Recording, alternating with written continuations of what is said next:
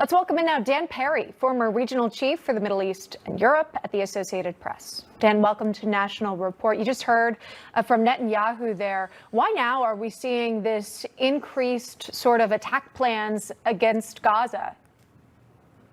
Well, look, the cynical view is that Netanyahu is under pressure from the right wing of his coalition to enact a forever war and to occupy Gaza, and some of them even want it to be resettled with Jews. They very much want there to not be an end to the war and for Israel to not implement a deal that it signed in January under pressure from President Trump, which would have seen by now the return of all the hostages and the end of the war. Now, there is a lot of sympathy in Israel for the idea that ending the war with Hamas somehow still empowering Gaza, however diminished, and despite the fact that the territory has been devastated, that this is a bad idea for the Israelis and also for the Palestinians. And I more than suspect that most Palestinians feel this way as well. However, after almost 600 days of war, there is a lot of war fatigue.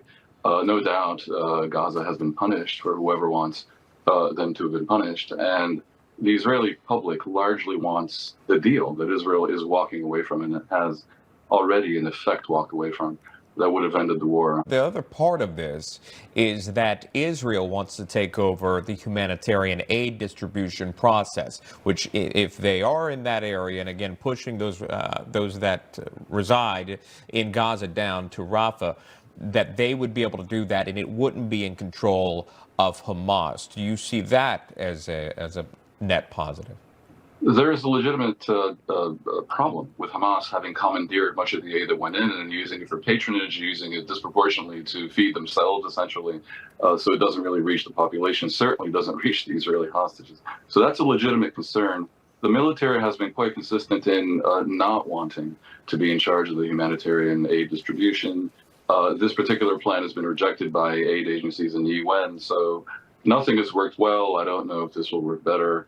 Honestly, though, this whole thing may be saber-rattling because I think a lot of people are hoping that during Trump's upcoming visit to the region, he will improve upon the Arab League plan that was presented about a month ago and basically enable Israel to accept it. And the missing link of that plan is somehow corralling the entire Arab League behind a project of forcing Hamas to lay down its arms, not just hand over governance of Gaza, but disarm. Sure. The president heads there this month, so it'll be soon. We'll be watching that trip. Dan Perry, thanks so much for coming on with us this morning. We appreciate it. My pleasure.